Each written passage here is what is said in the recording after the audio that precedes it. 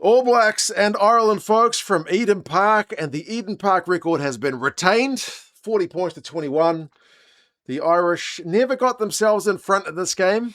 Dave's side has been conceding early tries in both his first matches for the ABs, but not in this one. It was the All Blacks who scored first and kind of kept Ireland largely at arm's distance throughout this game. I thought Ireland were pretty quiet in the first half, came back pretty well in the second, but as I said, it was a bit of a bridge too far to really chase this game back up. Some positives from both sides. I mean, both sides' line-out was a ton better than we have seen in recent weeks. The All Blacks work under the high ball, I thought, was better than it has been for the last couple of weeks as well, although the Irish didn't kick it a heck of a lot. They did slow the All Blacks ball down a lot, though. I think the All Blacks ruck speed was generally a lot slower this week than we have seen in the first couple of weeks, but yeah, pretty good game overall. I just think the Irish guys will be ruining that first half, and the All Blacks maybe could have had a bigger lead early. We'll go through some of the key events and the stats, and you guys can let us know your thoughts. A few errors to start the game, to be fair, and some guys going off, like Jimmy O'Brien had to go off, Tyrell Lomax went off, they both kind of came back on.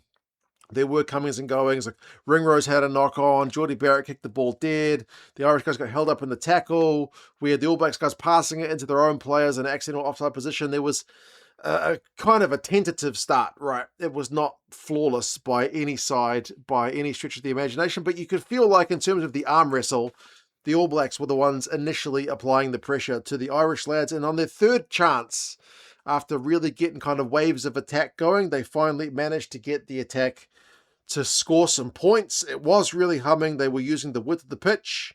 They had Vai, who was playing 6 this week. Remember, he was at one point in the wide channels out on the right wing, decided to cut back in field, and we had the locks, Paddy Tupolotu combined with Josh Lord. Josh Lord with the final pass to Big Paddy, as the All Blacks were just getting some good front football. 7 points to 0 for the All Blacks, and I think they were pretty good value for the lead, and generally had all the momentum. Like Frawley had only just come on for the Irish. He had to go off for a blood injury. There were guys, as I said, kind of dropping like flies. There was a bit of handbags. There was some feeling in this from both sides, to be fair. And then you had Jameis at Gibson Park putting his side under all kinds of pressure when he got charged down in his own 22. Putting the Irish guys under, as I said, kind of a lot of pressure. And there was, I guess, maybe both ways in this game, a couple of calls potentially for deliberate knock-ons, which were not really looked at. Like Sam Prendergast has one in the first half after that Gibson Park charge down clearance, which is, I don't even think it was a penalty. They didn't really look at it. And then later on, Quintu Paia for the ABs has one which didn't look good either. And that one did get penalised, but not more than a penalty. So I think the ref was maybe a little bit more hands-off on that one than some people would have liked, the kind of microscope to be put on it. But at least I suppose the game was kept moving. Either way, from all that territorial pressure, the All Blacks were able to score. And it was Ardie Savea at 8. And the Irish scrum's been under a lot of pressure recently. Last couple of weeks, Japan put them under a bit of pressure last week. You feel like their scrum on their own 5-metre line. The flankers, Tyke Byrne in this case, really having to get back and push to help out the front rowers. Ardie Savea is able to peel off the back of that scrum. Tyke Byrne reacts just a fraction too slowly. You can't get off the back of the scrum to tackle Savea. Savea's up against 3 Irish backs, and he manages to burrow his way through for the second try of the match for the AB, so it's 14 points to 0. I was watching this game on a live stream, and there was a lot of people saying, it's not grounded, it's not grounded. I thought it was grounded, but it's one of those ones where you got to trust the ref. The ref's right there. If he thinks it's grounded, it's grounded. Like, there's an Irish try as well, which you don't get to see grounded because there's a bunch of bodies around there, but the ref's right there. So I trust the ref for both the tries, that both the tries were probably grounded. So the ref's in the better position than you and I, sitting from our couches. But either way, it's a try to the All Blacks. Ardie Savea doing Ardie Savea things. 14 points to 0. And then Luke Jacobson absolutely mucks up all the momentum for the ABs, because we've still got the Irish guys absolutely under the pump. Hot on attack, penalty advantage, and he goes flying into a breakdown. As I said, when we've got penalty advantage. Now, James Ryan is in an offside position coming off the ground, and Jacobson kind of trips over him and clatters into Van der Fleer. I think he's clattering into Van der Fleer either way, whether James Ryan is there or not. So it's not a good look. You've got to go more controlled into the breakdowns, and you got advantage anyway. So what's the worst that's going to happen is they're going to blow up the penalty. You get another crack at it. So I don't think it was a smart move by Luke Jacobson to absolutely fly into that breakdown. He clatters into Van der Fleer. He gets himself yellow carded. They off-field review it, but they find because he kind of trips over Ryan in the offside position that affected his attempt to do the clean out. I think he's a bit of a lucky boy. You could certainly see that one being upgraded to a red. But they do tend to get out the microscope and look for mitigation these days. Oh, he's slipping or he's dropping. You've seen some where it's like the guy's dropping, but bugger all. This is one of those ones where they find the mitigation. If it had been red, I wouldn't have been surprised. But it ends up being yellow. So 14 versus 15. The All Blacks have been hot on attack. Now they're down a man. So it absolutely leaves the door open for the Irish guys. Can they punish 14 v 15? They did have a kind of wee, nice half break. Keenan was in a gap. He had men on each side of him. He kind of held on to it. I felt like had blown a chance, but it didn't matter because the next chance they took, they got some nice advantage line carries into the All Blacks 22. They were playing the Irish rugby we know they can play, and eventually Jack Conan with a ripper of a pass from Gibson Park, he just burrows straight over the All Blacks line. It is a hell of a try. So 14-7, honestly, that's a good outcome for Ireland because they have not been really knocking on the door for tries. They've been surviving, holding on. They'd conceded 2, so you could say, oh, well, they weren't holding on that well if they conceded 14 points. But bam, man, 1 try and you're back in the game. Absolutely. However, they absolutely gift the All Blacks 7 points back and wipe out all the good work they've done by just fluffing up their exit clearance. It's just a loose pass, and Will Jordan says, thank you very much. I will extend my All Blacks try scoring record out by another try. He took the record last week. Now he extends it to 51 tries for the All Blacks. Absolute gift. You cannot be doing that. That is such a killer, a coach killer. You've just scored, set, exit play, boom, gone. Don't muck it up. They mucked it up. They mucked it up absolutely big time. So now it's 21-7. The All Blacks have extended the lead out to make it more comfortable again. And the All Blacks, despite the man disadvantage, continue putting on the pressure. Ruben Love kicks a hell of a 50-22 at the end of the yellow card period. Paddy Tuipulotu goes close to a second try, and Almore busts through some Irish tacklers. It's second carry for him in not too long. The TMO has to have a look and see if he scored it because he claims it. And he says, nah, keep playing. But he has indeed scored the try. The TMO takes a very long look at that one to see if he scored it.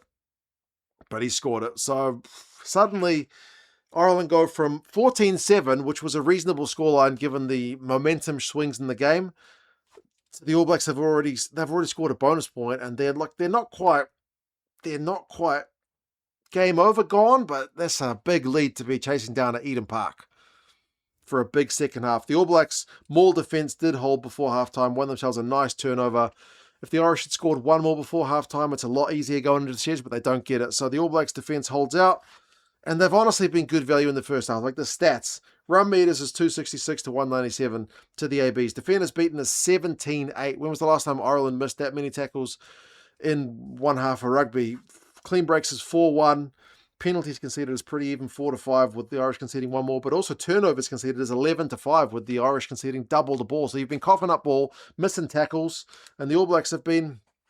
D-Mac's been bloody everywhere. He's been busting tackles for fun.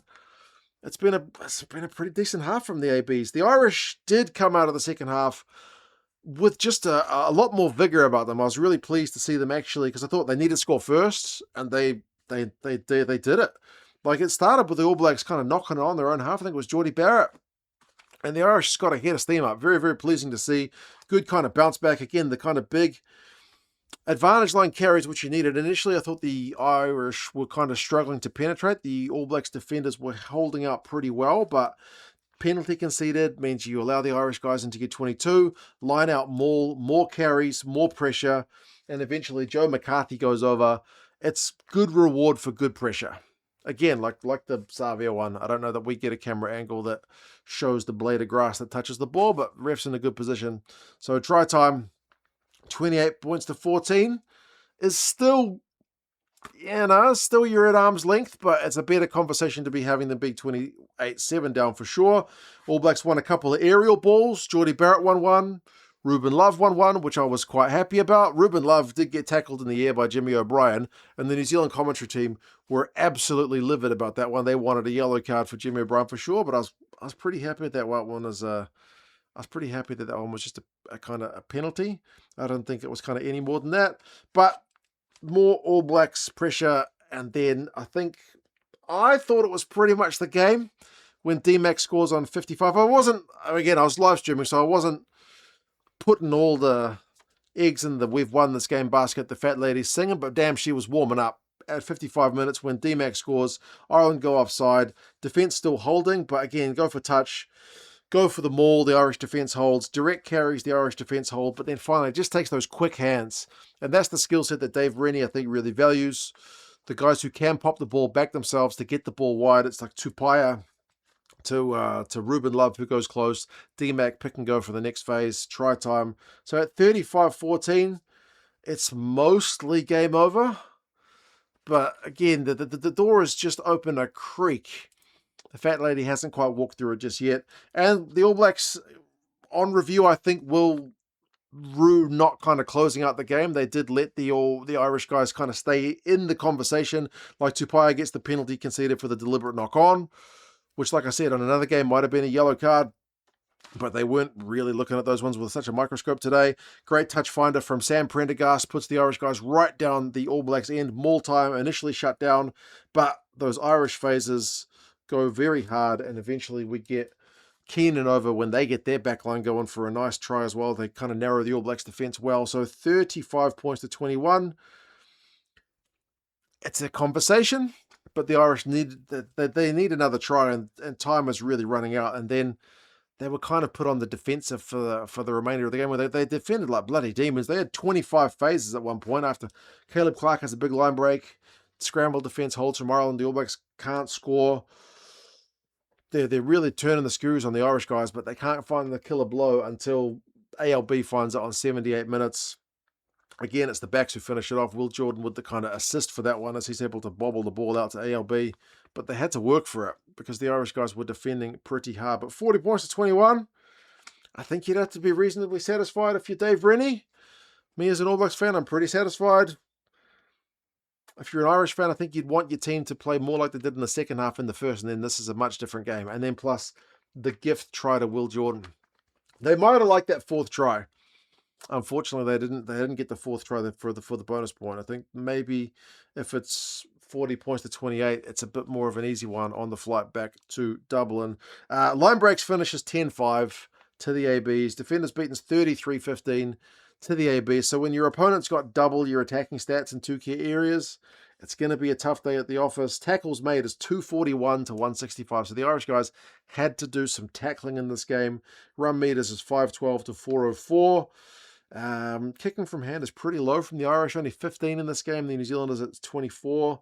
Individuals, McCarthy, 24 tackles. Conan, 23 tackles, I think it was. 21 tackles, can't read my own writing. Savia, 17 tackles for the ABs. McCarthy was also like the top ball carrier for the Irish. It was like McCarthy, Conan, and McCloskey.